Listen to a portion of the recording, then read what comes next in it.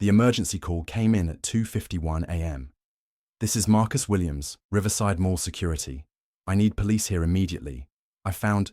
Oh God, they're here. They're coming for me." The line went dead. Police arrived to find an empty mall. Make sure to like the video and subscribe for more stories like this one. Marcus's radio abandoned near the food court, and no trace of what had terrified him so badly. It would take 3 years and a renovation project to reveal the nightmare Marcus had discovered. Marcus Williams wasn't the type of man who scared easily. At 34, he'd worked security for 15 years across 3 different states. He'd handled everything from drunk college kids to armed robberies, always keeping his cool under pressure. His wife Sarah used to joke that Marcus could sleep through a tornado, but would wake up instantly if he heard a door creak at the wrong time.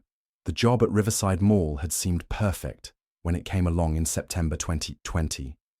After months of unemployment. During the pandemic, Marcus desperately needed steady work. Sarah was 8 months pregnant with their second child, and their savings account showed a balance that made both of them lose sleep. When Pinnacle Properties offered him the overnight security position, Marcus didn't hesitate to accept. Riverside Mall had definitely seen better days. The massive complex sprawled across 40 acres of suburban landscape, but half the storefronts now stood empty behind rolled-down security gates. The anchor stores that once drew crowds had fled to newer shopping centers, leaving behind cavernous spaces that echoed with every footstep. Still, Pinnacle Properties maintained round-the-clock security, claiming they needed to protect their investment until the planned renovation could begin. Marcus's supervisor, Tony Ricci, was a weathered man in his mid-50s who'd been working security for Pinnacle Properties for over a decade. During Marcus's first week on the job, Tony walked him through the basic procedures with the methodical precision of someone who'd given this speech countless times before. "Look, kid," Tony said as they walked through the dimly lit corridors of the mall's main level. "This place is like a museum after midnight. You'll do your rounds every 2 hours, check that all the doors are secure, monitor the camera feeds, and document everything in the logbook. Most nights, the biggest excitement you'll have is chasing away teenagers who think this is a good place to hang out." The mall's layout was straightforward enough. The main level housed what remained of the active stores, plus a food court that closed at 9 p.m. The second level, which had once been bustling with specialty shops, now consisted mostly of empty storefronts with "for lease" signs gathering dust in their windows. Below ground was the service level, storage rooms, mechanical equipment, loading docks, and maintenance areas that most visitors never saw. Tony showed Marcus the key access points, but was specific about certain restrictions. "The basement storage areas are mostly off limits," he explained, his tone suggesting this wasn't open for discussion. "Pinnacle's got some ongoing legal issues with former tenants, and there's a lot of stored inventory down there that's tied up in lawsuits. Unless there's a genuine emergency, stick to the main floors." Marcus nodded, understanding that every job had its quirks and restrictions. He was being paid to follow procedures, not to explore every corner of the building. Besides, the main level was more than enough to keep him busy during his 8-hour shifts. The first 2 weeks of October passed without incident. Marcus quickly settled into a routine that felt comfortable and manageable. He'd arrive at 10 p.m., get briefed by the evening security guard about any issues during the day shift, and then begin his methodical patrol of the building. The work was exactly what Tony had promised: quiet, predictable, and frankly, a little boring. Marcus would walk his assigned routes, checking doors and windows, monitoring the security camera feeds from the small office near the main entrance, and filling out incident reports that usually contained nothing more exciting than "no incidents" to report. The overnight hours gave Marcus plenty of time to think about his growing family. Sarah was due any day now, and they'd been discussing names for their daughter. Their 4-year-old son Jake was excited about becoming a big brother, though he was also nervous about sharing his parents' attention. Marcus found himself looking forward to the quiet hours between 2 and 4 a.m., when the mall felt almost peaceful. He'd walk through the empty corridors with just his flashlight and the distant hum of the heating system for company. It was during these hours that he could think clearly about his future, about the kind of father he wanted to be, about the dreams he and Sarah had for their family. The pay wasn't spectacular, but it was steady, and it came with basic health. insurance that would cover the baby's delivery. More importantly, the overnight schedule meant Marcus could be home during the day to help with Jake and spend time with the new baby once she arrived. Marcus had always been the type of person who took pride in doing his job well, regardless of what that job happened to be. Even though walking around an empty mall wasn't exactly glamorous work, he approached it with the same professionalism he'd brought to every other position he'd held. He developed his own system for the security rounds, varying his routes slightly each night so that anyone watching the building would have trouble predicting his movements. He paid attention to details that other guards might miss: a window that hadn't been properly secured, a door that showed signs of tampering, changes in the normal sounds and rhythms of the building. The other employees who worked at the mall during evening hours got to know Marcus and appreciated his conscientious approach to the job. Janet, who managed the pretzel stand in the food court, would sometimes save him a fresh pretzel when she was closing up. Miguel, who cleaned the floors after the stores closed, would chat with Marcus during his rounds, sharing stories about his own family and asking about Sarah's pregnancy. These small interactions made the job feel more human and connected. Marcus wasn't just guarding an empty building. He was part of a small community of people who kept the mall functioning, even as it struggled to maintain relevance in a changing retail landscape. But on October 14th, everything changed.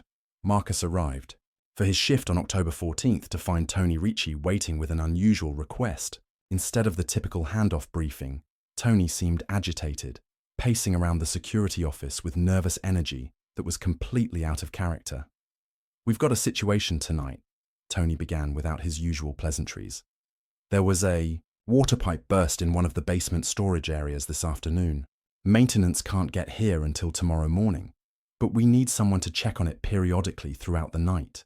Tony handed Marcus a flashlight, a heavy-duty model that was much more powerful than the standard equipment, along with a set of keys that Marcus had never seen before.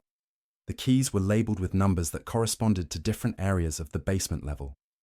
"I need you to head down there every couple of hours," Tony continued, spreading a hand-drawn map across the desk. "Take the service elevator near the old Sears entrance, follow this corridor to the storage areas, and just check that the flooding isn't getting worse. Document what you see in the logbook and call me immediately if there's any major water damage."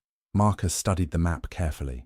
The route took him through parts of the basement he'd never accessed before, past the mechanical rooms and into storage areas that were apparently quite extensive. Tony's finger traced the path, down the service elevator, through the main corridor, past several locked storage rooms, and into the area where the pipe had allegedly burst. "Are you sure I should be going into restricted areas?" Marcus asked, remembering the warnings from his first week about staying out of the basement storage zones. Tony waved off his concerns. "This is an emergency situation. Pinnacle Properties is more worried about water damage than they are about a security guard seeing some old inventory. Just stick to the route I've shown you, check the water situation, and don't go exploring." The instructions seemed straightforward enough, but something about Tony's demeanor bothered Marcus. In the 2 weeks he'd known his supervisor, Tony had always been calm and methodical. Tonight, he seemed anxious, almost rushing through the briefing as if he wanted to leave as quickly as possible. "What kind of inventory is stored down there?"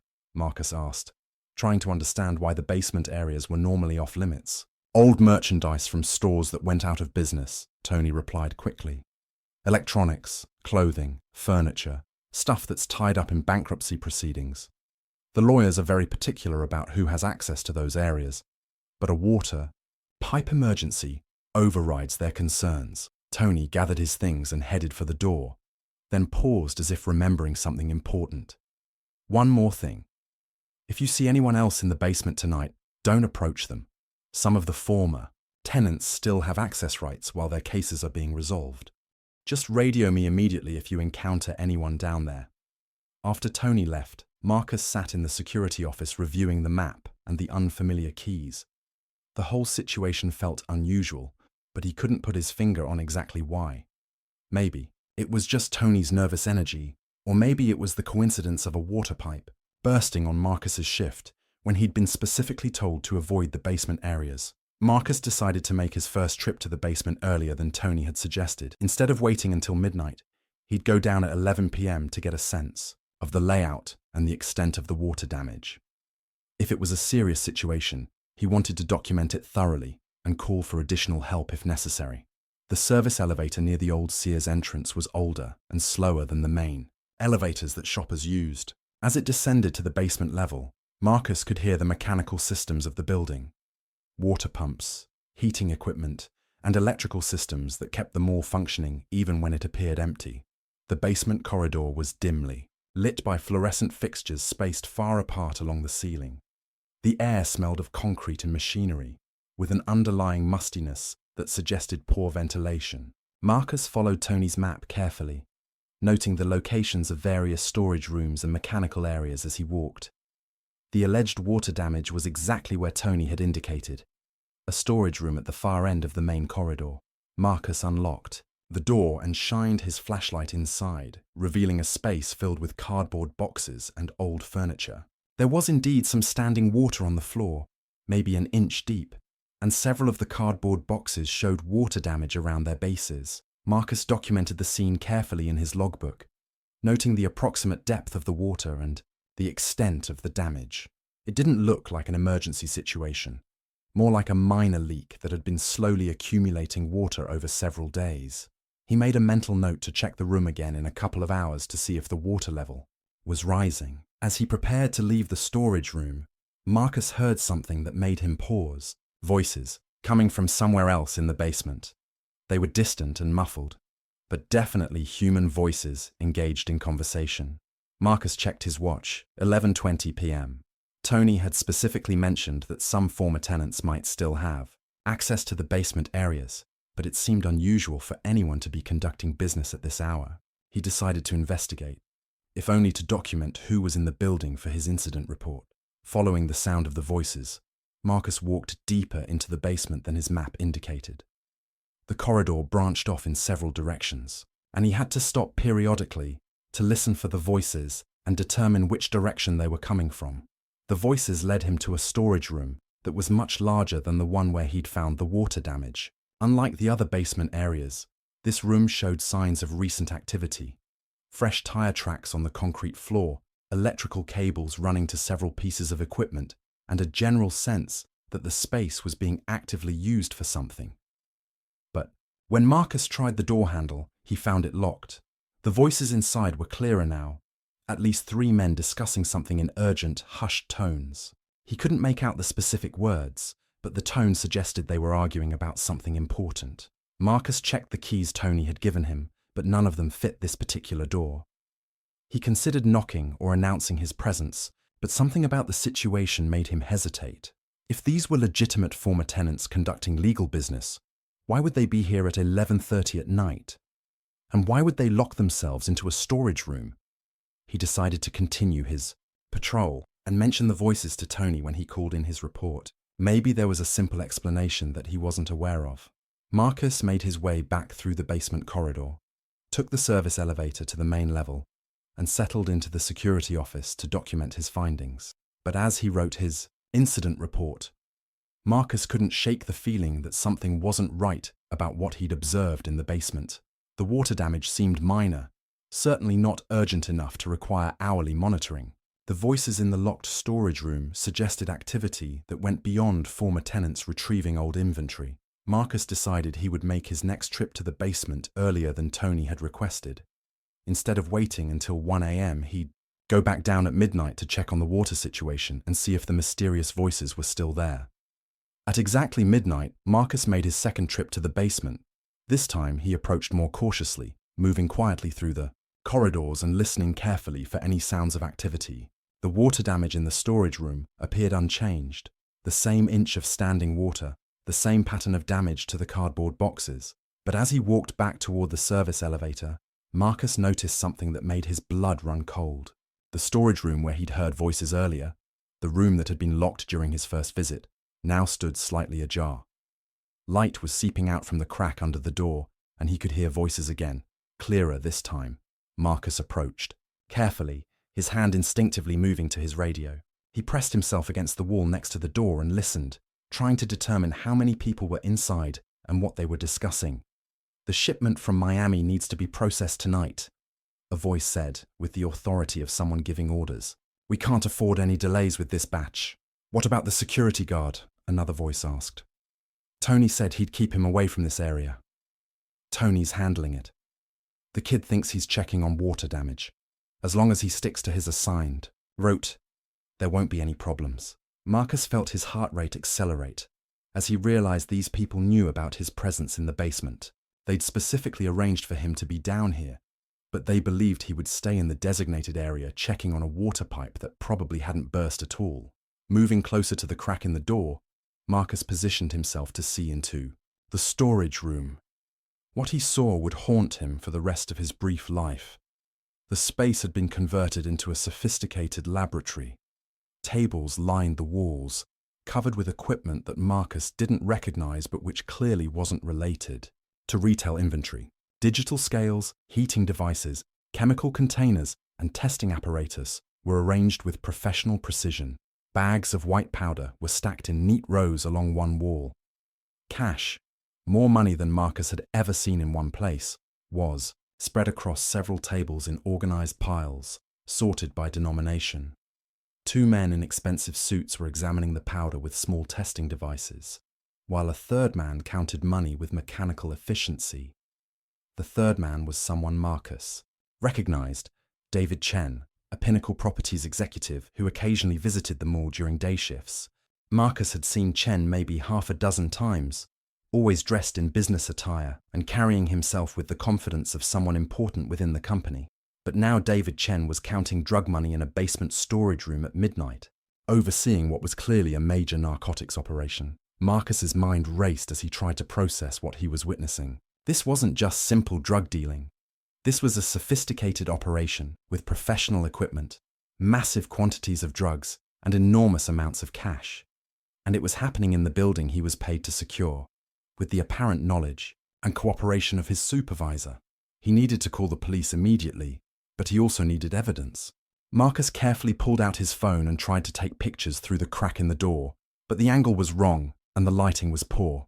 The images wouldn't be clear enough to serve as evidence. Marcus decided he needed to get closer, to document what he was seeing more thoroughly before calling for help. But as he shifted position to get a better view, his radio, clipped to his belt, bumped against the door frame with a metallic clank that seemed to echo through the basement corridor. The conversation in the storage room stopped immediately. Marcus grabbed his radio and ran, his footsteps echoing off the concrete walls as he sprinted toward the service elevator. Behind him, he could hear the storage room door slam open and voices shouting instructions he couldn't quite understand. The service elevator seemed to take forever to arrive.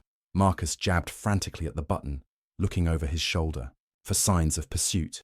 When the elevator doors finally opened, he threw himself inside and punched the button for the main level.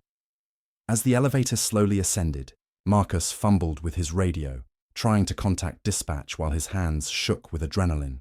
He needed to report what he'd seen, but he also needed to be careful about how he phrased it. If Tony Ricci was involved in the operation, there might be others within the company or even law enforcement who couldn't be trusted. "Dispatch, this is Marcus Williams, security guard at Riverside Mall," he said into the radio as the elevator reached the main level. "I need immediate police response to my location. I've discovered what appears to be a major drug operation in the basement storage area. Multiple suspects, large quantities of narcotics and cash." The radio crackled with static, but Marcus couldn't tell if his transmission was getting through. He tried again as he exited the elevator and headed toward the main area of the mall. "This is Marcus Williams at Riverside Mall. I need police here immediately. There's a drug lab in the basement with at least 3 suspects. Request immediate backup." Behind him, Marcus heard the service elevator ding as it returned to the basement level. Within seconds, it was coming back up. They were following him, and Marcus realized with growing terror that he was trapped in the mall with people who had a lot to lose if their operation was exposed. Marcus ran toward the food court, his radio crackling with static as he tried repeatedly to reach dispatch. The main level of the mall felt enormous and exposed. Too many open spaces where he could be seen. Too many corridors where someone could corner him. "Security to all units," he whispered urgently into his radio. "This is Marcus Williams, Riverside Mall Security. I need immediate police response. There's a major drug operation in the basement storage area. Multiple suspects, large quantities of narcotics and cash." The service elevator dinged again, and Marcus could see figures emerging onto the main level. David Chen and two other men, moving with the calm purpose of people who knew exactly what they needed to do. One of the men was speaking into a cell phone, coordinating with someone else. Marcus tried his radio one more time. "This is Marcus Williams, Riverside Mall security. I need police here immediately. I found... Oh God, they're here. He dropped his radio and ran toward the main entrance, his keys jingling as he sprinted across the empty mall concourse. But when he reached the doors, Marcus realized with sick horror that his keycard wasn't working in the electronic lock. The system was set to automatically secure all exits during overnight hours, a safety feature that was now trapping him inside with three dangerous men who clearly had no intention of letting him leave alive. Marcus spun around to see the three men walking toward him with calculated calm, their footsteps echoing through the empty mall. David Chen was still speaking into his cell phone. "We have a situation. The night guard saw too much. Handle it quietly." The matter-of-fact tone in Chen's voice sent a chill through Marcus. This wasn't a panicked reaction to an unexpected discovery. This was a practiced response to a problem they'd obviously dealt with before. Marcus ran toward the other main entrance, but he already knew it would be locked too. The mall's security system was designed to prevent break-ins, but now it was preventing his escape. His mind raced through other options: emergency exits, service doors, any way to get out of the building and reach safety. The emergency exit near the old anchor store would trigger an alarm, but maybe that was exactly what he needed. If the alarm system was monitored by an outside security company, they would dispatch police to investigate. It was his best chance. Marcus reached the emergency door and slammed his shoulder against the crash bar. The alarm screamed through the mall, a piercing wail that seemed to go on forever. He burst into the cold October night and ran toward the employee parking lot where his car waited. But as he reached into his pocket for his keys, Marcus realized with growing despair that they weren't there. He'd left them in the security office, following the standard protocol that Tony had drilled into him during training. The keys to his escape were sitting on a desk inside the building he'd just fled. Marcus crouched behind a parked car and tried to think clearly despite the adrenaline flooding his system. The emergency alarm was still blaring, which meant help should be on the way. He just needed to stay hidden until police arrived and he could explain what he'd discovered. But even as he thought this, the alarm suddenly went silent. In the eerie quiet that followed, Marcus could hear footsteps on the asphalt, moving methodically through the parking lot. The men were searching for him, and they had the advantage of knowing the area better than he did. Marcus considered his options. The nearest business was a gas station about half a mile away, but reaching it would require crossing open ground where he'd be visible. He could try to hide among the parked cars, but the lot wasn't large enough to provide cover for very long. Or he could double back toward the mall and try to find another way inside to reach a phone. That's when he saw the police cars. 2 units were pulling into the parking lot, their emergency lights flashing but their sirens silent. For a moment, Marcus felt a surge of relief. Help had arrived, and he could finally report what he'd discovered. But as he started to stand up from his hiding place, Marcus saw something that made his blood run cold. David Chen was walking out to meet the police officers, his demeanor calm and professional. Marcus couldn't hear the conversation from his position, but he could see Chen gesturing toward the building, apparently explaining the alarm activation. The conversation lasted only a few minutes. The officers nodded, made some notes, and after a brief discussion, they got back in their cars and drove away. The alarm response had been neutralized with a simple conversation. Marcus understood with sickening clarity that the corruption went beyond Pinnacle Properties. David Chen had connections within the police department, people who would accept his explanation without question and ensure that no thorough investigation would take place. For the next 2 hours, Marcus played a deadly game of hide and seek in the parking lot and surrounding area. The men searching for him were clearly professionals. They moved with coordination and purpose, covering ground systematically while communicating through hand signals. Marcus used every shadow, every parked car, every piece of cover he could find. He'd learned basic surveillance techniques during his years in security work, and now those skills were the only things keeping him alive. But he was outnumbered, exhausted, and running out of places to hide.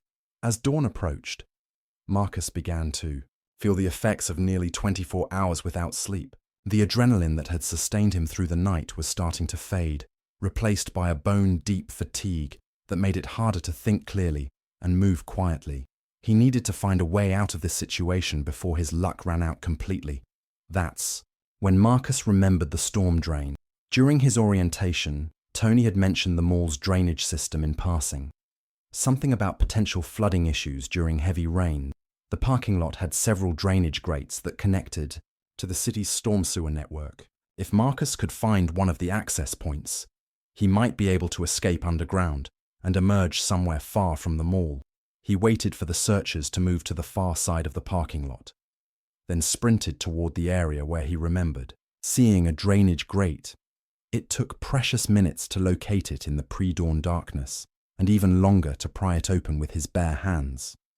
The storm drain was narrow and filled with cold, foul-smelling water, but it represented his only chance of escape. Marcus lowered himself into the tunnel and began crawling through the darkness, following the flow of water and hoping it would lead him to safety.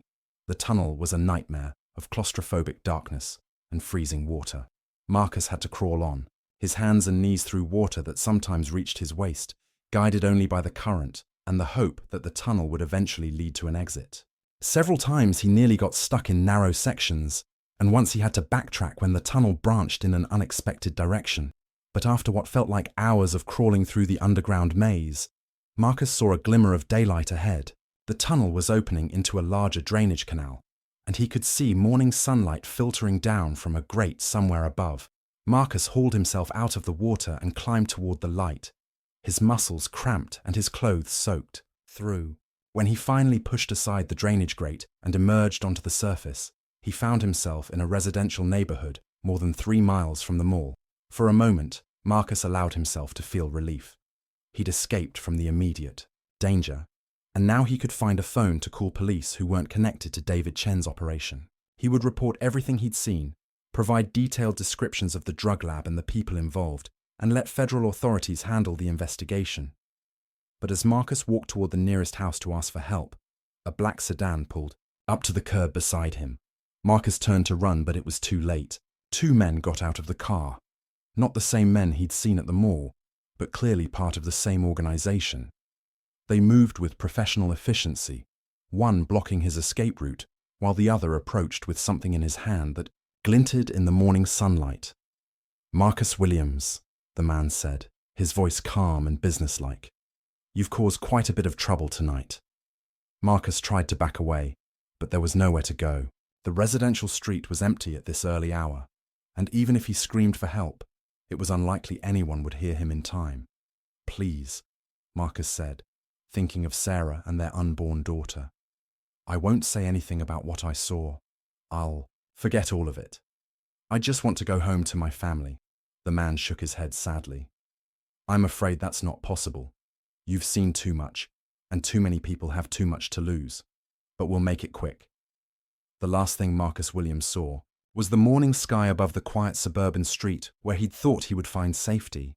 The official story released to the media was simple and believable. Marcus Williams, a security guard at Riverside Mall, had suffered some kind of mental breakdown during his overnight shift. He'd triggered an emergency alarm, abandoned his post, and disappeared without explanation. His car remained in the employee parking lot. His personal belongings were still in the security office, and despite extensive searching by family and police, no trace of him was ever found. Detective Ray Morrison, assigned to lead the investigation, found the case frustrating, but not unprecedented.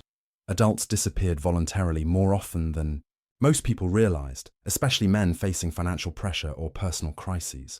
Without evidence of foul play, there was little the police could do beyond documenting the disappearance and hoping Marcus would eventually resurface. The investigation was thorough by standard measures. Police interviewed Marcus's family, his co-workers, and anyone who might have had contact with him in the days before his disappearance. Sarah Williams, now 8.5 months pregnant, told investigators that her husband had been under stress about money and the upcoming birth, but she insisted he would never abandon his family voluntarily. Marcus was so excited about the baby Sarah told Detective Morrison through her tears. He'd been reading parenting books, setting up the nursery. He was talking about taking time off when she was born. There's no way he would just leave. Tony. Ricci, Marcus's supervisor, provided detailed statements about Marcus's work performance and mental state. According to Tony, Marcus had been a model employee who showed no signs of instability or unusual behavior. The water pipe incident was thoroughly documented, complete with maintenance records and Marcus's own logbook entries describing his assigned duties that night. Marcus seemed completely normal when I briefed him, Tony told investigators. Maybe a little tired. His wife's pregnancy was keeping him up at night, but nothing that suggested he was having any kind of breakdown. He understood his assignment and seemed ready to handle the water damage monitoring. David Chen, representing Pinnacle Properties, cooperated fully with the investigation. He provided access to all areas of the mall, including the basement storage, rooms where Marcus had supposedly been conducting his rounds. Police found exactly what they expected to find: empty storage spaces, some old retail inventory, and evidence of minor water damage from the burst pipe. The drug operation Marcus had witnessed had been dismantled and relocated within hours of his disappearance. The sophisticated equipment, the cash, the narcotics, everything had been removed with professional efficiency, leaving no trace that a criminal enterprise had ever operated in the building. Detective Morrison walked through the basement storage areas with Chen, examining the same rooms where Marcus had made his terrifying discovery. The space showed no signs of recent activity beyond the legitimate water damage that had prompted Marcus's overtime assignment. This whole area is scheduled for renovation next year, Chen explained as they walked through the corridors. Most of these storage rooms just contain old inventory from stores that went out of business. We've been trying to liquidate it for months, but the legal complications make it difficult. Morrison noted the water damage Marcus had documented in his logbook.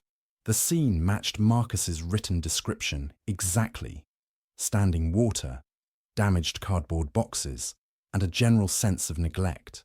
There was nothing to suggest that Marcus had encountered anything more sinister than a minor plumbing problem.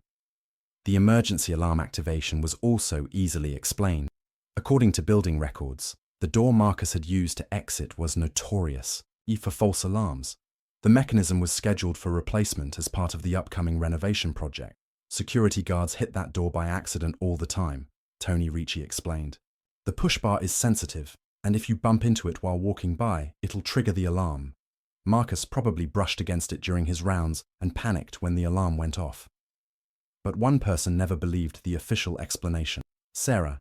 Williams gave birth to Emma just 6 weeks after Marcus disappeared. As she held her newborn daughter in the hospital, Sarah made a promise that she would never stop searching for answers about what had happened to Emma's father. The first few months were the hardest. Sarah was dealing with the emotional trauma of losing her husband, the physical demands of caring for a newborn, and the financial pressure of suddenly becoming a single mother. Marcus's life insurance policy wouldn't pay out for several years unless his death could be officially confirmed, and Sarah's savings were quickly depleted. But even as she struggled with the practical challenges of her new reality, Sarah never accepted the police explanation that Marcus had simply walked away from his family. She knew her husband better than anyone, and the man she'd married would never abandon his children, no matter what kind of stress he was facing. Sarah began her own investigation 6 months after Emma was born. She hired a private investigator named James Murphy, a former police detective who specialized in missing persons cases. Murphy was skeptical about finding new leads in a case that had been thoroughly investigated by police, but Sarah's determination convinced him to take the job. Murphy's investigation uncovered several details that the police had missed or dismissed as irrelevant. Marcus's cell phone records showed that he'd made several calls to a local newspaper reporter in the weeks before his disappearance. The reporter, Jennifer Martinez, specialized in investigative stories about local government corruption. Marcus called me 3 or 4 times in early October, Martinez told Murphy. He said he'd observed some suspicious activity at his workplace and wanted to arrange a meeting to discuss it. He was very careful about not saying too much over the phone, but he definitely gave me the impression that he'd witnessed something illegal. Unfortunately, Marcus had disappeared before the meeting could take place. Without his testimony, Martinez had no story to pursue, and she'd eventually moved on to other investigations. Murphy also discovered that Pinnacle Properties had an interesting corporate structure. The company was owned by a network of shell corporations that made it difficult to trace the actual ownership. Public records showed connections to several businesses that had been investigated for money laundering, though no charges had ever been filed. "These guys are very sophisticated," Murphy told Sarah during one of their regular meetings. "The corporate structure is designed to make it nearly impossible to trace money or establish connections between different business entities. It's exactly the kind of setup you'd expect from people who need to hide their activity." Perhaps most intriguingly, Murphy learned that Marcus wasn't the first person to disappear in circumstances connected to Pinnacle Properties. Over the past 5 years, 3 other people had vanished after reportedly discovering irregularities in Pinnacle's operation. A former accountant named Linda Stevens had disappeared in 2018 after questioning discrepancies in the company's financial records. A maintenance worker named Carlos Rodriguez had vanished in 2019 after telling his wife he'd seen things that didn't make sense in the buildings he serviced. A city inspector named Robert Chen had disappeared in early 2020 after filing preliminary reports about code violations at several Pinnacle properties. In each case, the investigations had been thorough but inconclusive. The missing persons were all adults facing various personal stresses, and there was no evidence of foul play. But the pattern was unmistakable to Murphy's experienced eye. 4 people in 3 years, all connected to the same company, all disappearing after discovering something they weren't supposed to see, Murphy explained to Sarah. "That's not a coincidence. That's a systematic elimination of threat." Sarah took this information to Detective Morrison, hoping to convince him to reopen Marcus's case, but Morrison was skeptical about Murphy's theory. "Private investigators see conspiracies everywhere," Morrison told Sarah. "Yes, it's unusual that several people connected to Pinnacle Properties have disappeared over the years, but each case has been investigated separately, and none of them showed evidence of criminal activity. Sometimes coincidences are just coincidences." Frustrated by the police department's lack of interest, Sarah decided to continue the investigation on her own. She organized search parties to look for Marcus's remains in areas around the mall. She distributed flyers with his photograph and contact information. She maintained a social media presence dedicated to finding answers about her husband's fate. But Sarah also began to notice that her own activities were being monitored. She would sometimes see the same cars parked near her apartment. Her phone calls would occasionally have strange clicking sounds or brief periods of silence. She received anonymous warnings to stop asking questions about things that don't concern you. The message was clear. The people responsible for Marcus's disappearance viewed Sarah as a potential threat, and they were watching her carefully to ensure she didn't get too close to the truth. After Emma's 2nd birthday, Sarah made the difficult decision to scale back her active investigation. The people responsible for Marcus's disappearance had made it clear that they viewed her as a threat, and she couldn't risk leaving Emma orphaned. But she never stopped hoping that someday, somehow, the truth would emerge. October 2023 marked exactly 3 years since Marcus Williams had vanished from Riverside Mall. The building had been empty for over a year, with even the last holdout tenants eventually relocating to other properties.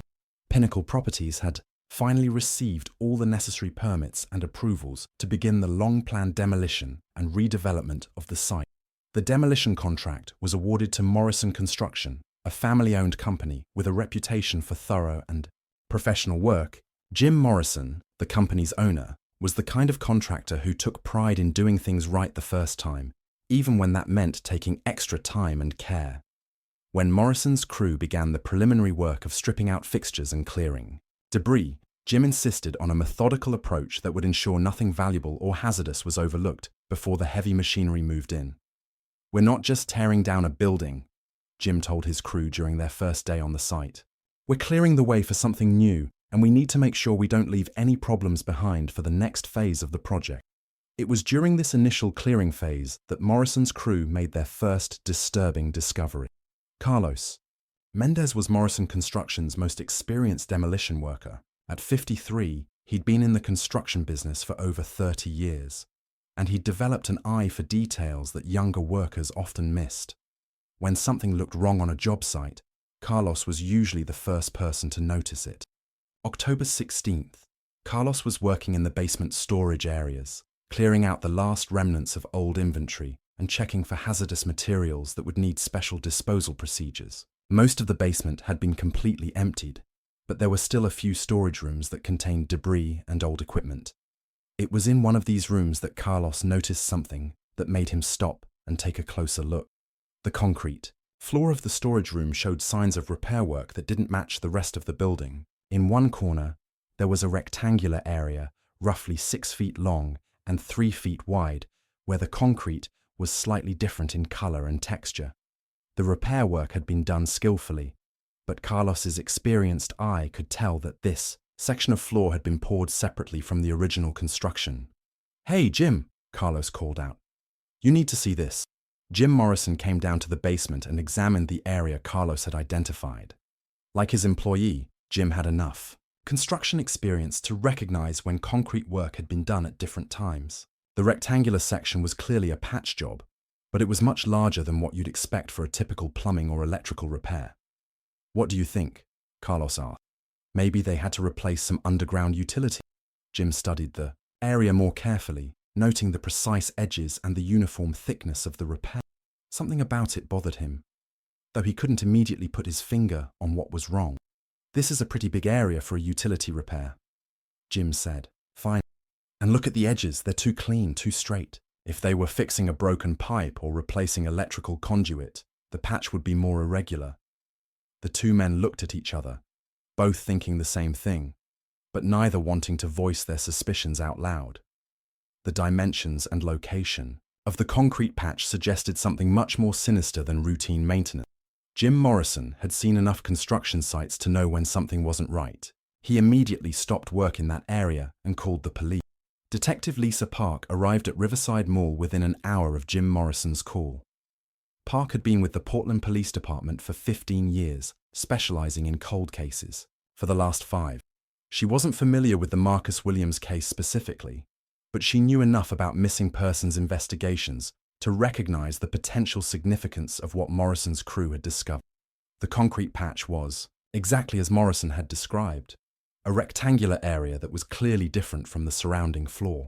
The dimensions were suspicious, roughly 6 feet long, 3 feet wide, and based on the depth of the repair work, probably 3 feet deep. It was, in other words, exactly the right size for a makeshift grave.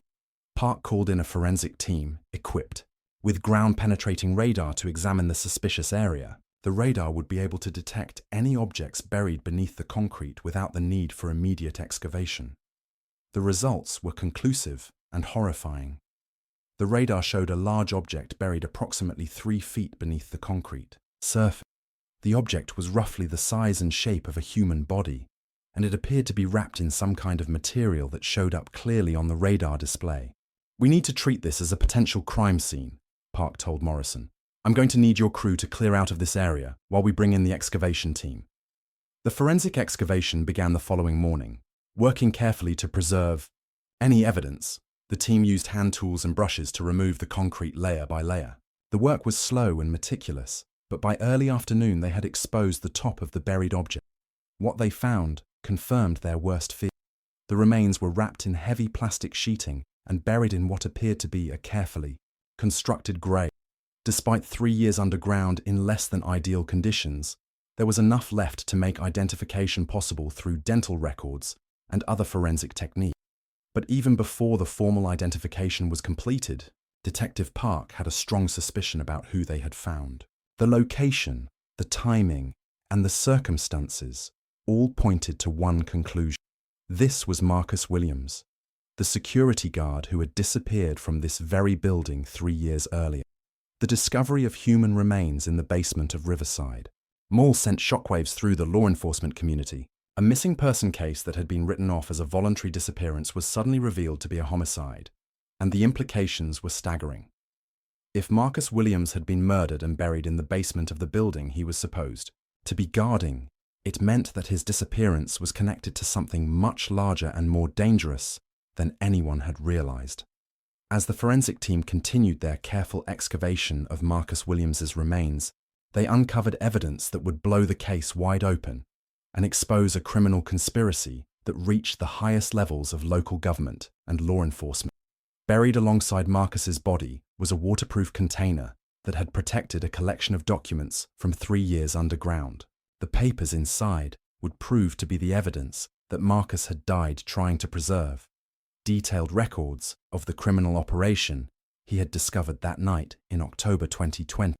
The documents included financial records showing how drug money was being laundered through fake renovation contracts and inflated maintenance expenses at Pinnacle Properties building. Shipping manifests detailed the movement of narcotics through a network of legitimate businesses. Communication records showed coordination between drug traffickers, corrupt officials, and legitimate business owners. But perhaps most damning were the surveillance photos that Marcus had somehow managed to take before his death.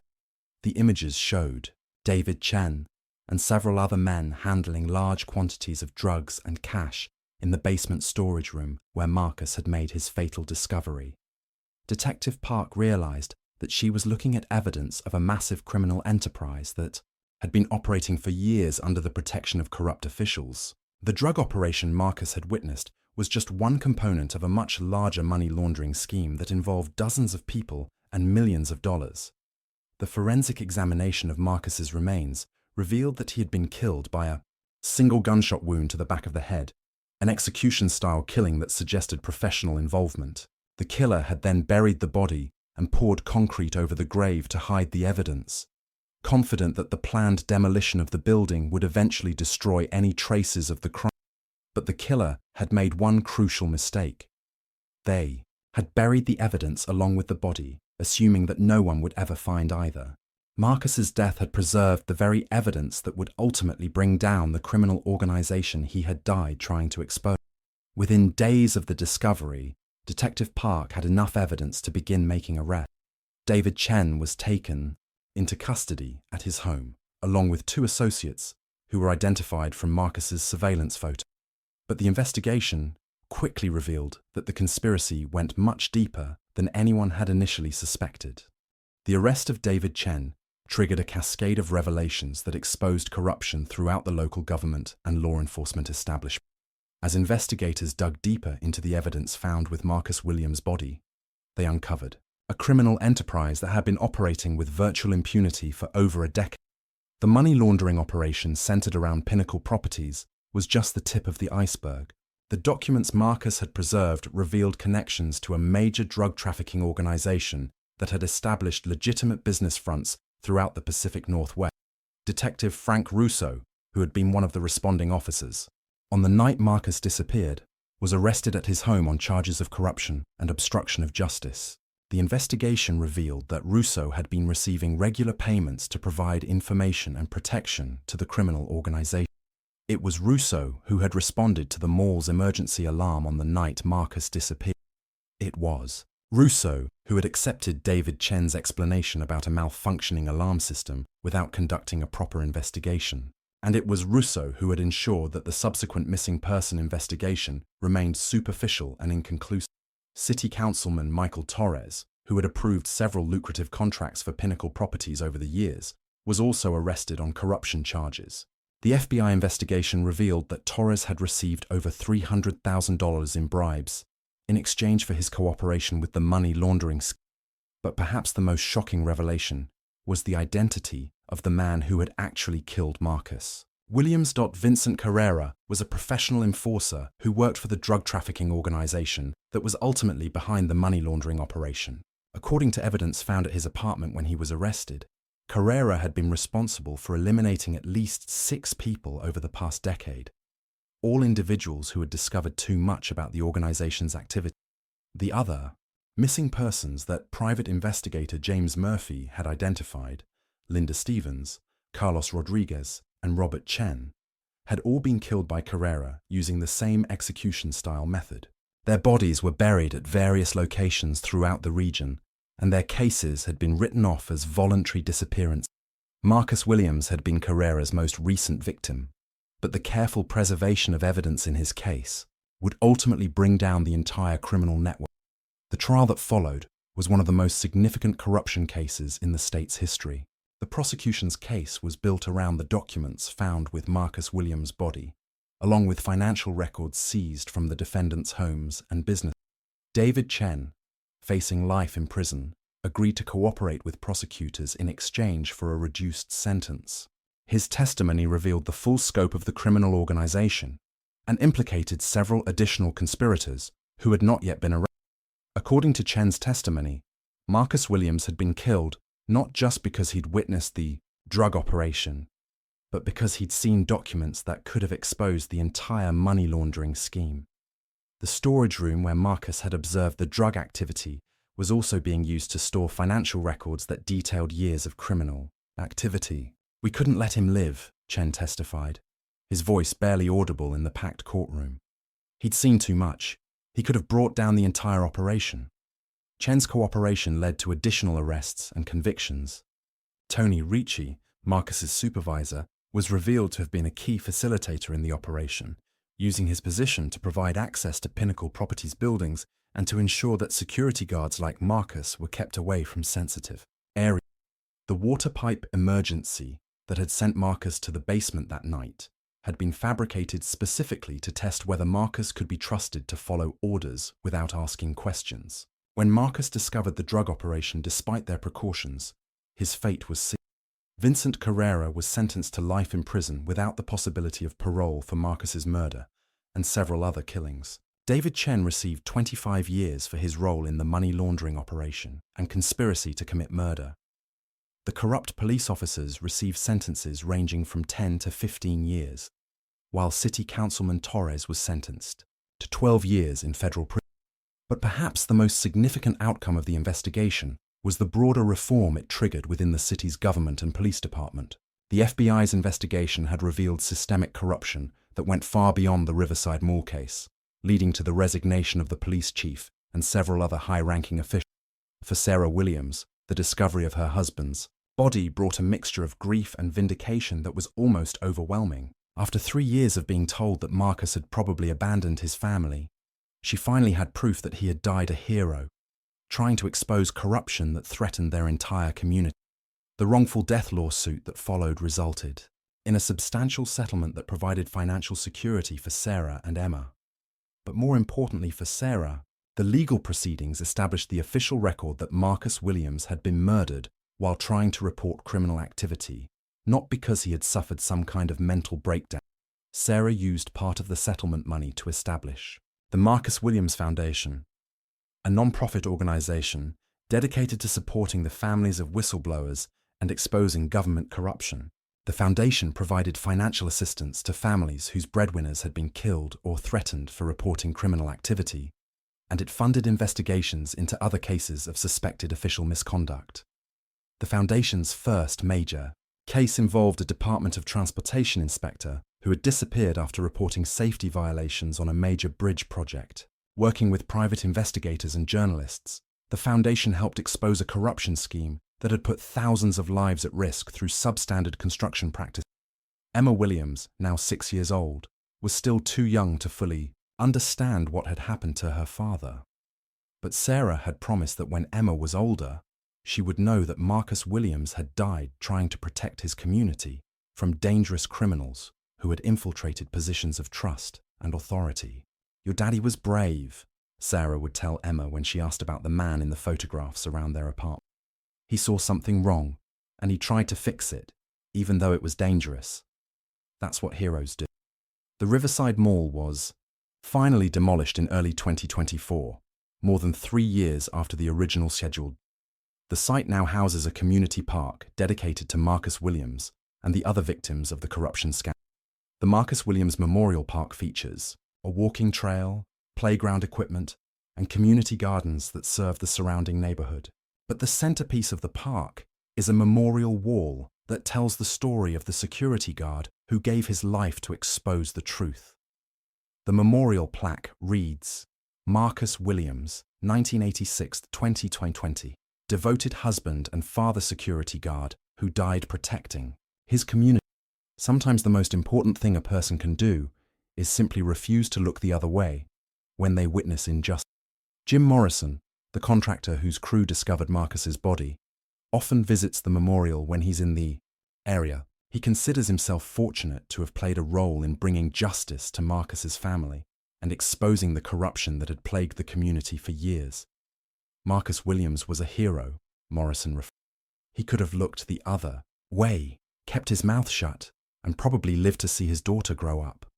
But he chose to do the right thing, even though it cost him everything. Detective Lisa Park, who led the investigation after Marcus's body was discovered, keeps a photo of Marcus on her desk as a reminder of why her work mattered. The case had been the most significant of her career, and it had reinforced her belief that persistence and attention to detail could eventually bring justice even in the most complex cases. Marcus Williams was just doing his job, Park reflects. He wasn't trying to be a hero. He was just a security guard who saw something wrong and tried to report it. But sometimes that's exactly what heroism looks like. 5 years after the resolution of Marcus Williams' case, his story continues to resonate throughout the law enforcement and security community. Police academies now teach the case as an example of how corruption can infiltrate seemingly legitimate businesses and how important it is for officers to thoroughly investigate suspicious disappearances.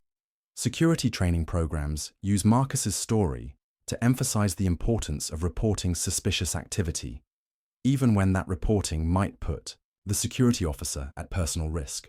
The case has become a textbook example of how ordinary people in ordinary jobs can find themselves in extraordinary circumstances that require extraordinary courage. The Marcus Williams Foundation has grown into a significant force for government, accountability, and transparency. Working with journalists, investigators, and legal advocates, the foundation has helped expose dozens of cases of official misconduct and provided support to hundreds of families affected by corruption. Sarah Williams has become a sought-after speaker on issues of government accountability and the protection of whistleblowers. She frequently testifies before legislative committees and speaks at conferences about the need for stronger protections for people who report criminal activity. Marcus died because he believed that someone has to be willing to do the right thing, even when it's dangerous, Sarah tells audiences. His death proved that corruption and criminality can hide behind legitimate facades, but it also proved that the truth has a way of emerging, even when powerful people try to bury it. Emma Williams, now 11 years old, has begun to understand more about her father's story and his sacrifice. She participates in the Foundation's youth programs and has expressed interest in following in her father's footsteps by working in law enforcement or security. "I want to help people like my dad did," Emma told a reporter during a recent interview. "He wasn't afraid to stand up to bad people, and I want to be brave like him." The empty lot where Riverside Mall once stood has become a popular gathering place for community events and peaceful protests. Local activists use the space to draw attention to ongoing issues of government accountability and police reform, and the Marcus Williams Memorial Park serves as a symbol of the community's commitment to transparency and justice. But perhaps the most important legacy of Marcus Williams' story is the reminder it provides that heroes don't always wear uniforms or carry badges. Sometimes the most important thing a person can do is simply refuse to look the other way when they witness injustice, even when that refusal comes at the ultimate cost. The case file on Marcus Williams has been officially closed, but his story continues to inspire others to speak up when they witness corruption or wrongdoing. The Marcus Williams Foundation has already helped expose several other cases of government misconduct, proving that his death was not in vain. As visitors read the memorial plaque in the park that bears his name, they're reminded of a simple but powerful truth. The price of freedom and justice is eternal vigilance, and sometimes that vigilance requires ordinary people to do extraordinary things.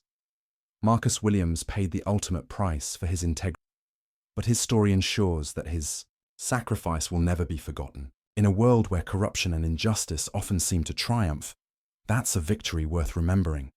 The security guard who vanished at his night shift 3 years ago has finally come home, and his truth has set his community free.